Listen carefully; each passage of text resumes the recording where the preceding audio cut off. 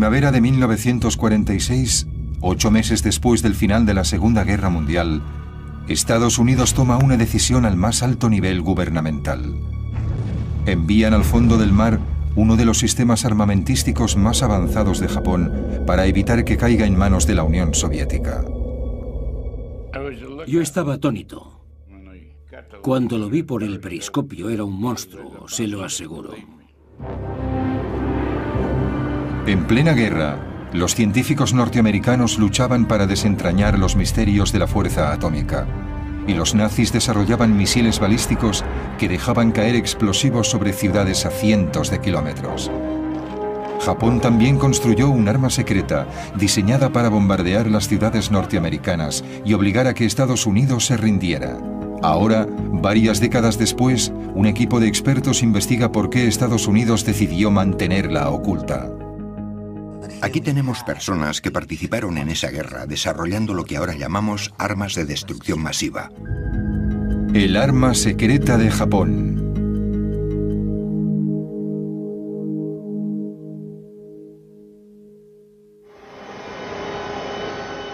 En las cercanías de la isla de Oahu, exploradores submarinistas de la Universidad de Hawái están preparándose para una inmersión maniobrando su submarino de investigación en aguas profundas. Les confirmo posición, 24 grados... Están a unos 800 metros cuando descubren un naufragio de la Segunda Guerra Mundial del que se ha hablado a menudo, pero que nunca se había localizado. Un arma tan secreta que los norteamericanos no supieron de su existencia hasta el final de la guerra. Se han reunido 3 expertos para descifrar los secretos del programa japonés I-400. Podían rodear el Cabo de Hornos. Podían rodear el Cabo de Buena Esperanza. Son 59.500 kilómetros. Exacto, eso les daba una enorme cantidad de opciones estratégicas. Podían atacar en cualquier lugar del mundo. Era un sistema de armas global. La historia del secretísimo I-400 empieza poco después del mortal ataque de Japón a Pearl Harbor. Los japoneses atacan en diciembre de 1941 porque han visto que es una buena oportunidad. Sí. En esos momentos Japón tiene la marina más poderosa del Pacífico y se lanzan a ello. El arquitecto del ataque japonés de Pearl Harbor fue un almirante educado en Harvard, Isokoro Yamamoto. Su objetivo era conmover a Norteamérica con un golpe tan duro que la población civil se aterrorizara, se rindiera a Japón y pidiera la paz. Su ataque a Pearl Harbor consiguió hundir 5 acorazados, provocó daños en 3 destructores y varios barcos pequeños. Pero afortunadamente para los norteamericanos sus 3 portaaviones estaban en el mar el día del ataque. Fue el único error en el plan de guerra de los japoneses. También se equivocaron gravemente al pensar que Norteamérica no respondería al ataque. Un día después del ataque a Pearl Harbor, los norteamericanos declaran la guerra a Japón. Lejos de perder su valor, empiezan a reconstruir su dañada flota y emplean sus vastos recursos para derrotar a Japón.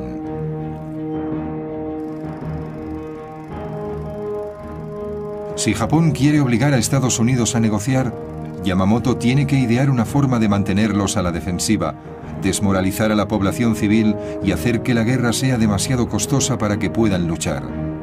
Y tiene que hacerlo deprisa.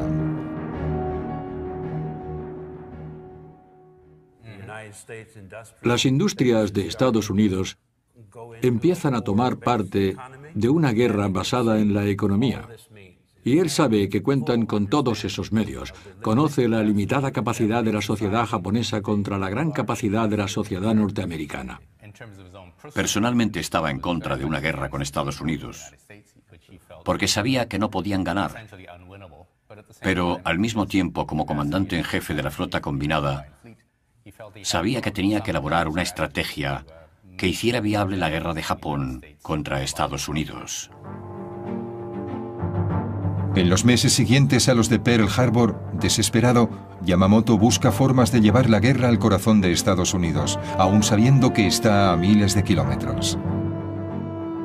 Estudia el éxito de los U-Boat alemanes, los letales submarinos nazis que dan caza a los barcos en el Atlántico. Desde enero a julio de 1942, los U-Boat alemanes hunden 397 barcos que transportan millones de toneladas de suministros destinados a Gran Bretaña. Algunos fueron torpedeados cuando estaban a la vista de tierra estadounidense. Si los submarinos alemanes pueden acercarse tanto a la costa este de Estados Unidos, ¿por qué los submarinos japoneses no pueden aterrorizar la costa oeste? ¡A sus puestos! Para probar su teoría, Yamamoto ordena una serie de misiones contra la costa oeste de Estados Unidos. Envía un submarino a Santa Bárbara, California, para que bombardee una refinería de petróleo. Provocó pocos daños, pero desencadenó el miedo a una invasión japonesa a todo lo largo de la costa oeste. A lo largo del Pacífico se persigue al submarino japonés que ha traído la guerra a tierra estadounidense. En la costa, el merodeador ha atacado las refinerías de petróleo cercanas a la playa de Santa Bárbara. El trozo de una bomba hecha en Tokio produjo pocos daños, pero ha sido la primera lanzada a orillas norteamericanas durante esta guerra. Al día siguiente, la Brigada de Artillería Costera dispara 1.400 misiles antiaéreos contra lo que creen aviones enemigos, pero no se confirma el avistamiento.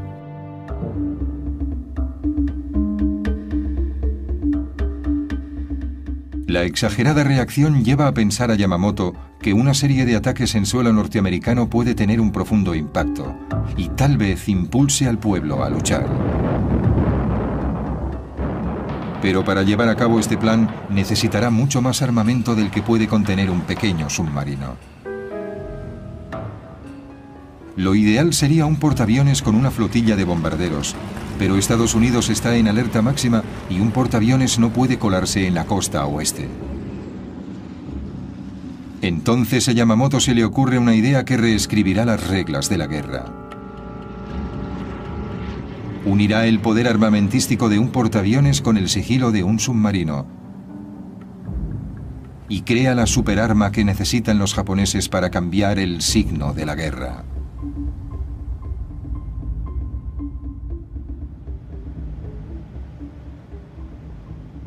La idea de un submarino que transporte un avión no es nueva, pero solo para una misión específica, el reconocimiento.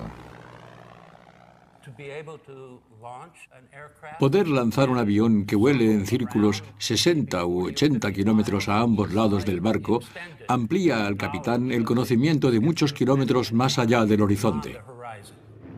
Pero Yamamoto quiere ver si un submarino que lance un avión puede convertirse en un arma ofensiva, que no solo sea un aparato de reconocimiento. Ordena otra misión de prueba. Esta vez un pequeño avión lanzado desde un submarino bombardea Oregón esperando el inicio del fuego enemigo. El ataque resulta fallido, pero la misión convence a Yamamoto de que un submarino puede pasar entre las defensas costeras y atacar a la inadvertida población civil.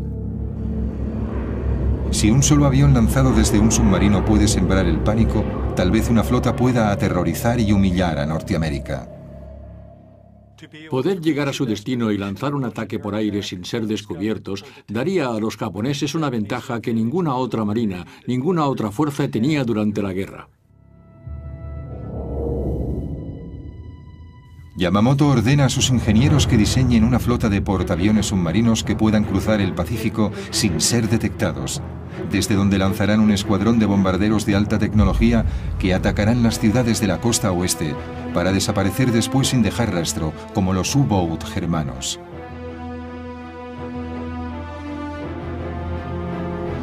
Pero Yamamoto espera más de este supersubmarino. Quiere que su nueva arma aterrorice y desestabilice Norteamérica, atacando Manhattan y posiblemente hasta la ciudad de Washington.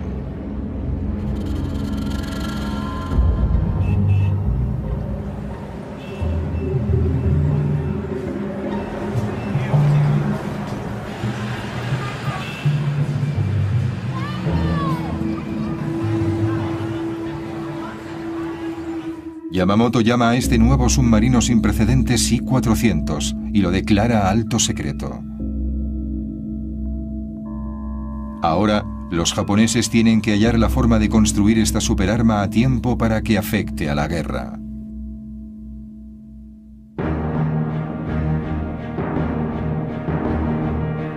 Mientras los japoneses trabajan en su plan maestro, Estados Unidos acelera los trabajos para un arma secreta propia, cuyo nombre en código es Proyecto Manhattan. La bomba atómica. Robert Oppenheimer, profesor de física de la Universidad de California, está al frente de las investigaciones. Oppenheimer reúne a los mejores ingenieros y físicos de la nación para resolver el enorme desafío técnico que supone dividir el átomo y crear un arma de destrucción masiva.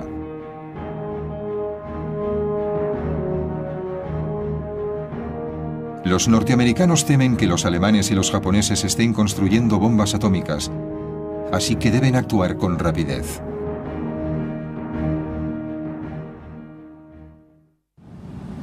El submarino estándar de la época tiene forma de cigarro, con un casco cilíndrico de unos 100 metros de largo. Entonces nadie sabía si un submarino convencional podía soportar un pesado hangar y 3 aeroplanos en la cubierta. Cuando montemos esas piezas, tendremos la maqueta de un submarino que tiene las medidas a escala de un submarino 10 veces más largo que ancho. El doctor Harold Vincent, ingeniero oceánico de la Universidad de Rhode Island, construye un hangar a escala de la maqueta del submarino para ver qué ocurre. Este tubo representa el compartimiento estanco del hangar, los 3 aviones y las bombas que transportan.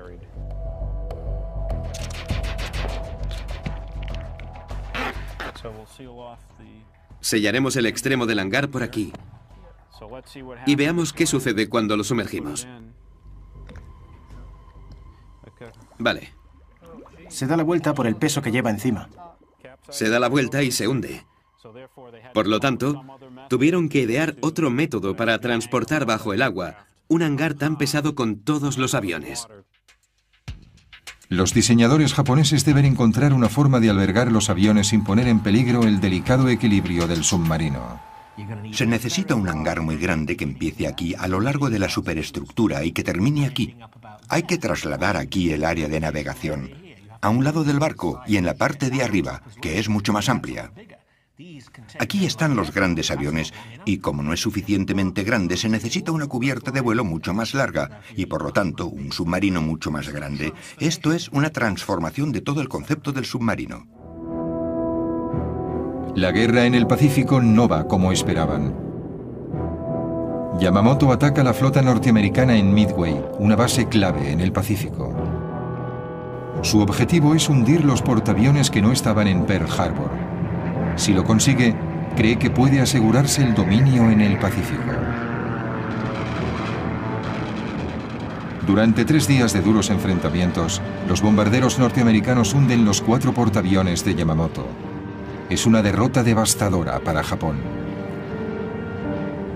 Con la flota de portaaviones diezmada, la necesidad de un arma escurridiza que pueda transportar aviones sin ser detectada es crítica. Pero primero debe resolver el desafío técnico de construir un submarino que no zozobre. Pásalo alrededor y veamos qué ocurre. Y dan con una solución innovadora. Vamos a intentarlo con este diseño de casco doble.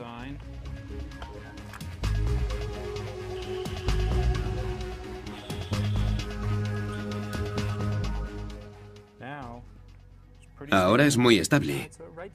Se mantiene y no se da la vuelta. 2 cilindros, uno junto al otro, como una escopeta de 2 cañones. Con el mayor problema resuelto, los japoneses pueden por fin empezar a construir su nueva y monstruosa arma y seguir en la guerra. La construcción de los submarinos gigantescos empieza en enero de 1943. El nuevo reto para Yamamoto será utilizar su nueva superarma de la forma más efectiva que sea posible. Por la grave escasez de acero y mano de obra en Japón, solo podrá encargar 18 unidades. Cada submarino transportará 3 bombarderos cargados con una sola bomba, lo que supone como máximo 54 bombas por misión, un armamento muy limitado. En una sola noche, los bombarderos nazis lanzaron sobre Londres 1.400 bombas altamente explosivas. El ataque duró 57 noches, pero aún así, los británicos no se rindieron. El almirante se da cuenta de que sus 54 bombas sirven para provocar daños importantes en las ciudades, pero no para minar la moral de la población. Por eso empieza a considerar otras opciones. Los japoneses buscaban desesperadamente cualquier medio de infligir más sufrimiento a Estados Unidos. Y en un esfuerzo por evitar el avance o provocar una negociación de paz, pensaron en utilizar gérmenes contra las ciudades norteamericanas. Se discutió y era obvio que la forma de liberarlos era mediante un avión lanzado desde un submarino. Para optimizar la efectividad de esta pequeña flota, los japoneses buscan un tipo diferente de bomba, algo que pueda matar miles de personas en un solo ataque para rendir a Norteamérica.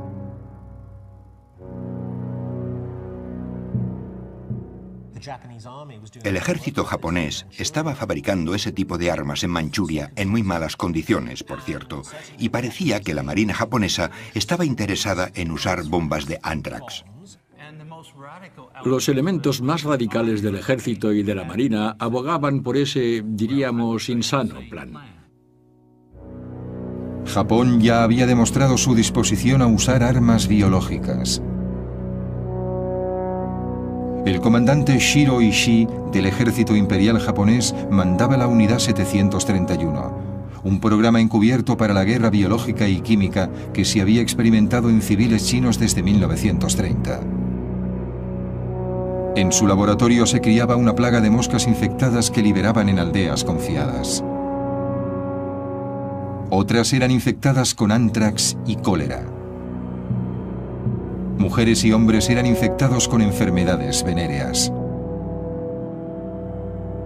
Unos 200.000 chinos murieron como resultado de esos horribles experimentos.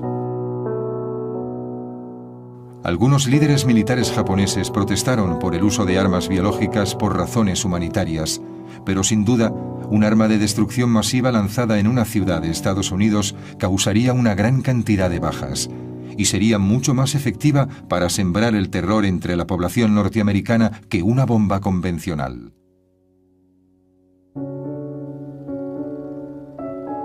Enero de 1943. Mientras se está construyendo el primer I-400, la Marina también está construyendo un bombardero secreto que será transportado en un hangar estanco en la cubierta del submarino. El nuevo bombardero se llama Seiran, que significa tormenta en un hermoso día.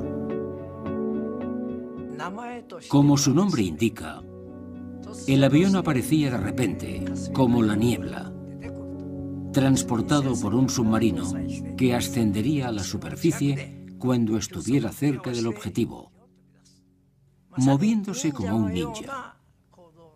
Por eso le llamaron Seiran. Es un nombre muy poético. El teniente Atsushi Asamura es el último piloto de élite superviviente del escuadrón Seiran. En una ceremonia sintoísta anual, tiene la oportunidad de honrar a sus camaradas desaparecidos. Recuerda la emoción de formar parte del proyecto secreto. Nos sorprendimos mucho cuando vimos el Seiran por primera vez. Pensé, ¿este avión se puede llevar en un submarino? Creo que pocas personas sabían del Seiran, incluso en la marina japonesa. Las pruebas y los experimentos se hacían muy secretamente. El recién diseñado Seiran será una importante incorporación al arsenal aéreo japonés. Con una bomba de 800 kilos y un motor de 1.400 caballos, alcanza una velocidad máxima de casi 500 kilómetros por hora. Pero los diseñadores del avión japonés se enfrentan a otro reto. Aunque el I-400 es más ancho que cualquier otro submarino de la época, el hangar montado en la cubierta solo tiene un diámetro de 3,5 metros. Este es el hangar del I-400 en el que tiene que caber este avión. Y aquí tenemos una vista frontal del Seirán. A la misma escala. A la misma escala. Vaya. El fuselaje cabe aquí, pero las alas y la cola no caben. Es evidente. Para solucionarlo, los japoneses diseñan unas alas parecidas a las del Grumman Hellcat, el caza más potente de la flota estadounidense transportado en portaaviones.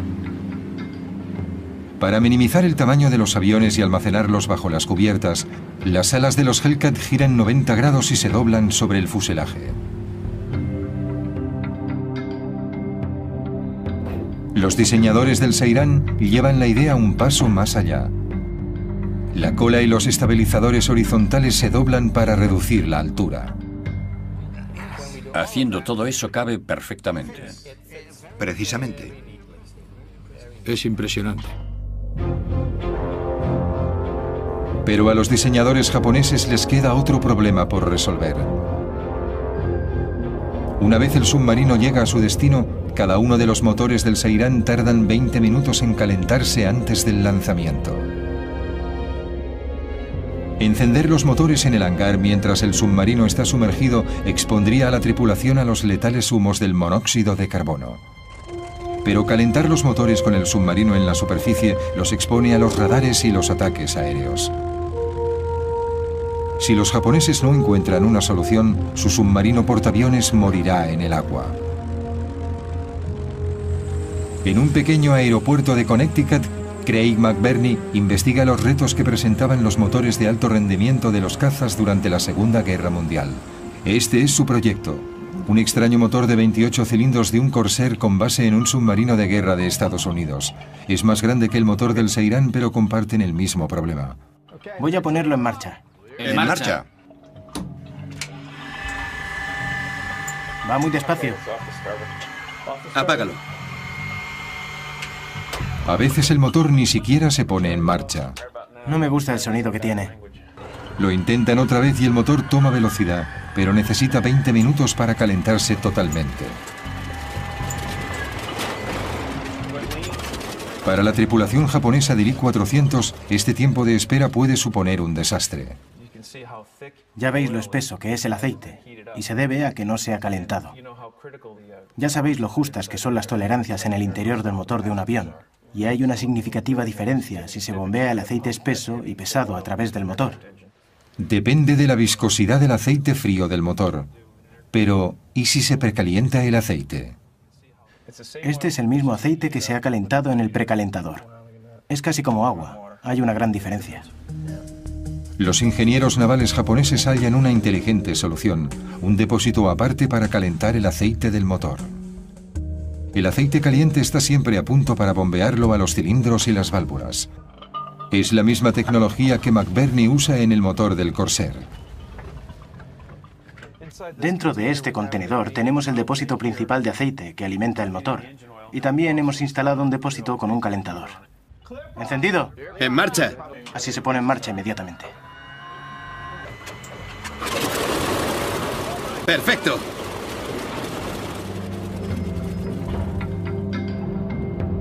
Con el aceite del motor precalentado, el avión sale del hangar hacia la rampa de despegue. El motor está en marcha. Las alas, la cola y los estabilizadores horizontales se despliegan y se colocan en posición. Se le colocan los flotadores y el avión despega hacia su misión.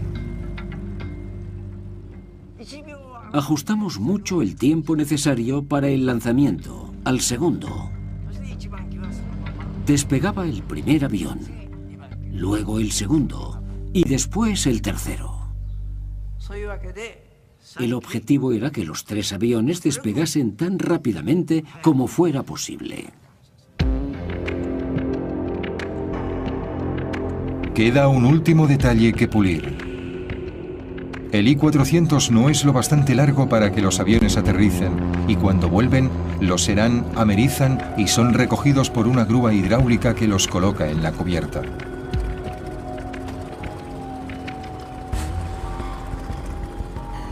Resueltos los problemas de ingeniería, parece que el programa I-400 marcha a toda vela.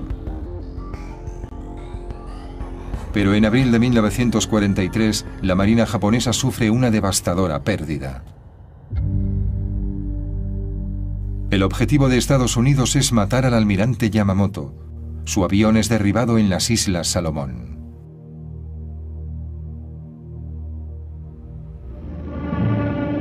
Con la desaparición del visionario creador del I-400, el programa queda en el atolladero.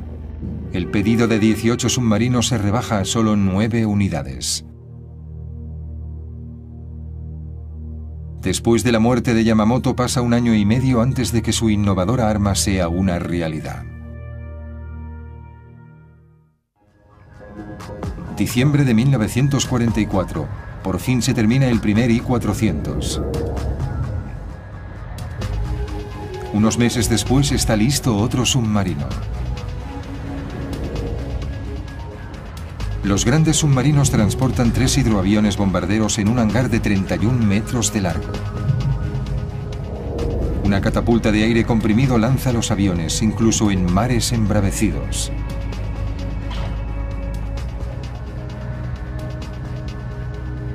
Con 121 metros de largo, el I-400 es el mayor submarino de los mares. Además va fuertemente armado. En la cubierta de popa lleva un cañón de 140 milímetros, uno de los más grandes montados en un submarino. 4 cañones antiaéreos defienden el enorme barco de los ataques por aire. Y está armado con 8 tubos de torpedos situados en la proa. El hombre designado para liderar el programa I-400 es Tatsunosuke Arizumi. Estaba al mando del ataque submarino a Pearl Harbor. La tripulación ha sido escogida entre lo mejor de la Marina y es bien tratada. La moral de los hombres es alta, pero el alto mando japonés conoce la realidad. Estados Unidos domina en el Pacífico y Japón tiene que contraatacar con dureza. En marzo de 1945, el vicealmirante Jisaburo Osawa considera la idea de utilizarlos a Irán para liberar armas biológicas en la costa oeste de Estados Unidos. Pero un mes después prevalece la sensatez. El general Yoshihiro Umezu, del ejército imperial, califica la guerra biológica de crimen contra la humanidad. Los japoneses buscan un objetivo diferente para su secretísimo I-400. El Canal de Panamá era crucial para el paso de las fuerzas navales al Océano Pacífico. Y por eso los japoneses querían atacarlo. Si Japón podía apoderarse del canal, evitaría el tráfico de barcos durante meses, y las fuerzas aliadas tendrían que seguir una ruta mucho más larga, rodeando el Cabo de Hornos. Los estrategas navales preparan la misión. El plan era algo así. Esta flotilla de 4 submarinos transportaría 10 aviones que podían recorrer una buena distancia desde Quebec. Sí, navegando por el Pacífico. Unos 13.000 kilómetros hasta llegar al punto de lanzamiento, en el Ecuador, más o menos por ahí. Luego emergerían y lanzarían sus 6 aviones lo más deprisa que pudiesen.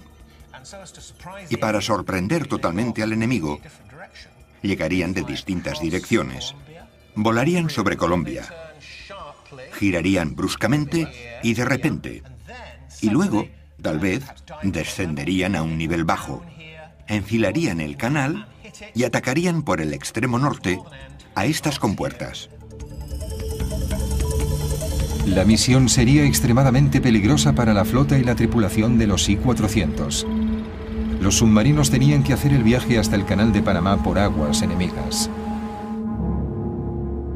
En el verano de 1945, el Pacífico era un lago norteamericano y eso suponía que era relativamente difícil que cualquier barco enemigo entrara en el área del Canal de Panamá. Aunque los submarinos llegaran sanos y salvos a su destino, las esclusas del Canal de Panamá estaban muy vigiladas y armadas con cañones antiaéreos.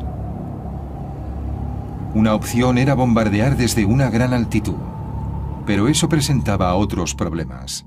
Las esclusas y los muros eran estructuras de hormigón reforzado con acero de 2 o 2,5 metros de espesor. Desde 4.000 metros de altura apenas habrían visto el canal. Las posibilidades de acertar un blanco como ese eran muy pocas. Con solo 6 aviones con una bomba cada uno no había margen de error. Se les ocurrió un plan radical para asegurar el éxito del ataque. En aquellos momentos, las misiones aéreas japonesas eran llevadas a cabo por los kamikaze, misiones solo de ida, y el plan era hacer lo mismo aquí.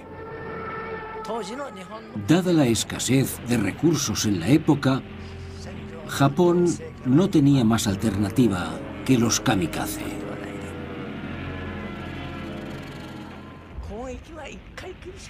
Sé que es una controversia, que muchas personas están en contra, pero creo que entonces no había elección. Sabíamos que probablemente no dieran en el blanco, incluso con varias bombas. Así que la única opción eran los kamikaze. Mientras la tripulación del I-400 se entrena para su misión en el Canal de Panamá, el proyecto Manhattan también se prepara para la suya. Un comité ha hecho una lista de posibles blancos para su bomba atómica.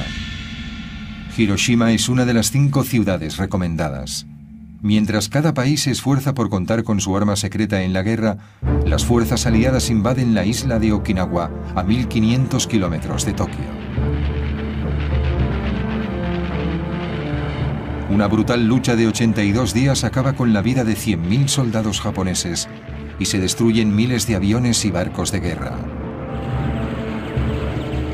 Parece inevitable que los norteamericanos invadan Japón y el vicealmirante Osawa vuelve a cambiar la misión de los I-400. El nuevo objetivo es el atolón de Ulithi. La enorme flota estadounidense lo utiliza como plataforma para la invasión de Japón. Ulithi era la base ideal para las unidades que atacaron Okinawa y tal vez para las que serían enviadas a la confrontación final en tierra. Seguramente desde allí también se enviaban los suministros. En la foto se veían varios portaaviones norteamericanos. El cuartel general nos ordenó atacar a todos los que pudiésemos. El plan es para los 2 supersubmarinos, el I-400 y su gemelo, el I-401, y 2 submarinos más pequeños, que salen desde Japón por separado. Luego se encontrarán en un lugar predeterminado. Antes del amanecer del 17 de agosto, Seis e Irán se lanzarán en un ataque kamikaze. Para aumentar las posibilidades de éxito, Arizumi ordena a la tripulación que enmascaren los bombarderos con distintivos norteamericanos, violando flagrantemente las reglas comunes de guerra. Los propios pilotos pusieron objeciones a pintar los aviones con los colores norteamericanos. Pensaban que era deshonroso, estaban dispuestos a morir y sabían que no regresarían. La misión estaba plagada de problemas. De camino a Ulithi, un buque de guerra estadounidense hunde uno de los submarinos pequeños. Mueren los 140 tripulantes. Es una señal de lo que le espera a la flota. En un esfuerzo por evitar los barcos enemigos, Arizumi decide dar un rodeo y cambia el punto de encuentro. Pero su mensaje no se recibe y el grupo no llega a reunirse. Mientras el I-400 y el I-401 revisan su plan de ataque, la radio emite una sorprendente noticia.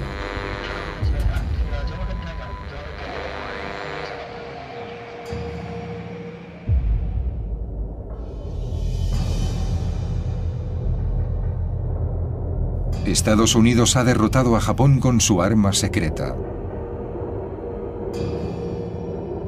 El 6 de agosto, una bomba atómica aniquila la ciudad de Hiroshima y mata a unas 80.000 personas. El 9 de agosto, una segunda bomba cae sobre Nagasaki.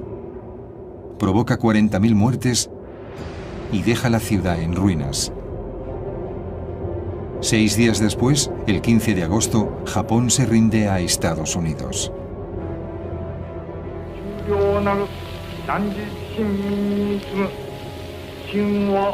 El emperador Hirohito se dirige por radio a la nación y pide a su pueblo que resistan lo irresistible, que sufran lo insufrible. El día siguiente, el 16, recibimos un telegrama ordenándonos el cese del fuego. Al recibir ese increíble telegrama, gradualmente fuimos asumiendo la realidad. Entonces empezó a bordo el verdadero drama. En aquella época, rendirse y seguir vivo no existía en la Marina Imperial japonesa. Los capitanes de los 2 submarinos I-400 deciden cambiar el curso y regresar a Japón. Nadie quiere rendir esos costosos barcos ni sufrir la humillación de ser capturado en aguas enemigas. Para proteger su secreto, Arizumi ordena a la tripulación de los 2 I-400 que hundan en el océano los Seiran con los distintivos norteamericanos. Los submarinos japoneses no son un peligro para la flota norteamericana. El 28 de agosto, 2 destructores estadounidenses divisan al I-400 a 300 kilómetros de las costas japonesas. El gigantesco submarino intenta escapar, pero se rinde sin luchar. Harry Arvidsson es uno de los primeros norteamericanos que aborda el I-400. Cuando nos acercamos al submarino y vi cómo era, pensé, es lo más grande que he visto en mi vida. Luego, el 29 de agosto, un submarino norteamericano, el USS Segundo, avista el I-401. Carlo Carlucci era furriel del submarino norteamericano. Eran las 2 o 3 de la madrugada, antes del amanecer. Y entonces lo detectaron en el radar. No sabían qué era hasta que estuvieron bastante cerca. Tsuji Oyata era un joven marinero del supersubmarino japonés. No queríamos rendir aquel magnífico barco a Estados Unidos. Pensamos que era una vergüenza que lo capturaran. Aunque la guerra ha terminado, los norteamericanos no saben cómo reaccionarán los japoneses. La situación era confusa. No sabías qué pasaría. No sabíamos si dispararían o no.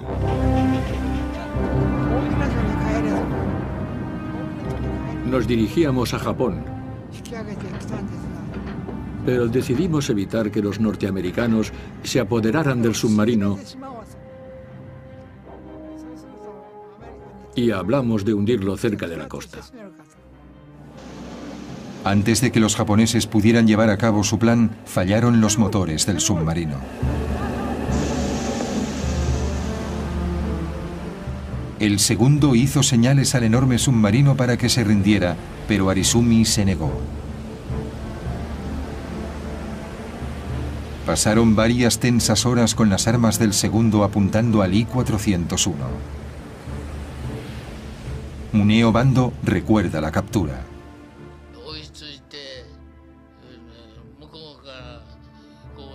Nos apuntaron con los cañones y nos ordenaron que enviásemos un oficial a su barco.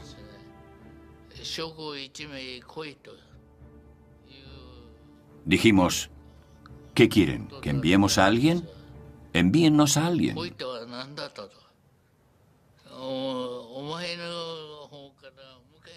Nosotros insistíamos en mantener el orgullo y tratar de hombre a hombre.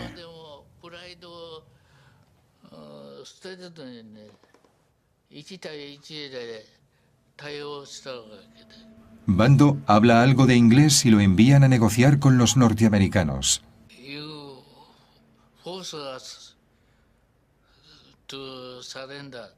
Dije, si nos obligan a rendirnos, nos suicidaremos.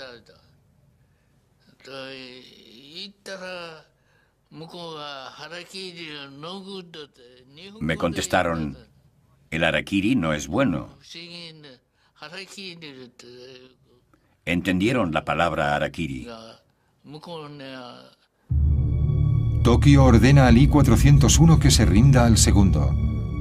Finalmente Arizumi asume lo inevitable y se iza la bandera negra, la señal internacional de rendición.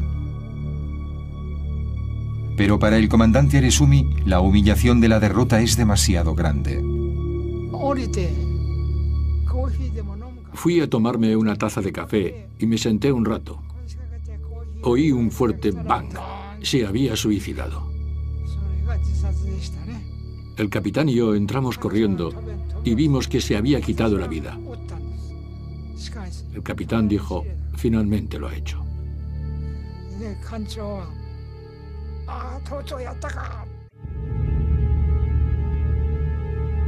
Toda la tripulación japonesa es hecha prisionera.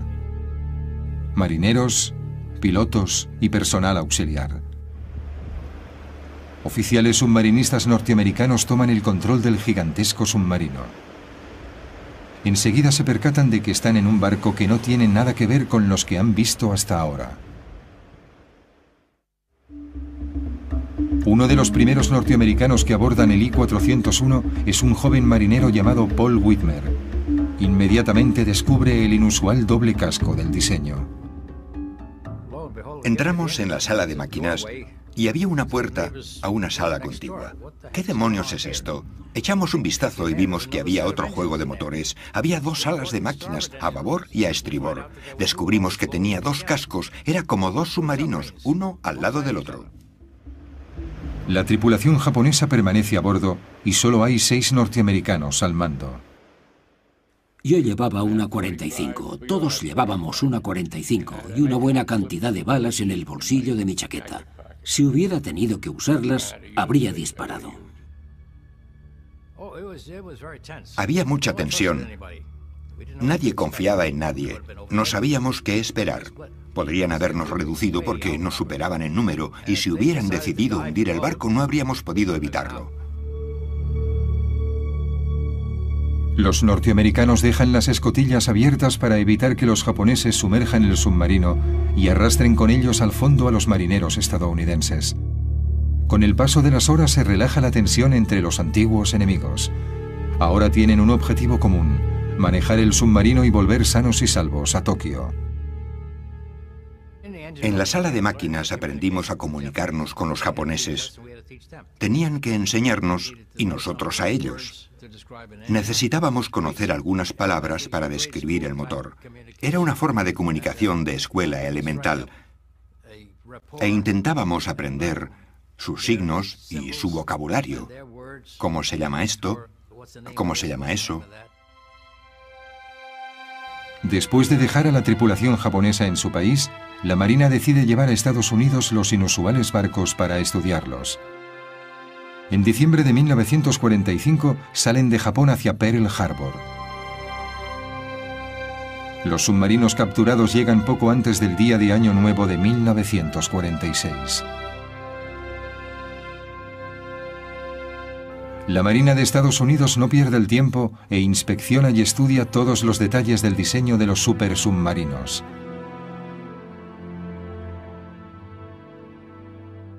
Pero en la primavera de 1946 se hace patente una nueva situación y los I-400 vuelven a ser secretos. Esta vez Estados Unidos los oculta a la Unión Soviética. Grandes submarinos portaaviones para ataques estratégicos a sus enemigos son exactamente lo que no quieres que tengan los rusos. No. Había estallado la Guerra Fría. Exacto. Empezaba así. El principio de la Guerra Fría. Antes de que los rusos envíen una delegación para inspeccionar los submarinos, la Marina de Estados Unidos toma una precipitada decisión.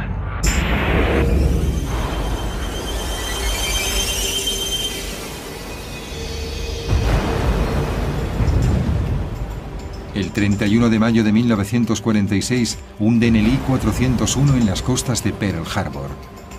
2 días después, el I-400 se reúne con él en el fondo del mar, y con ellos van los secretos de la ingeniería japonesa de la Segunda Guerra Mundial. Nadie conocerá todo su potencial.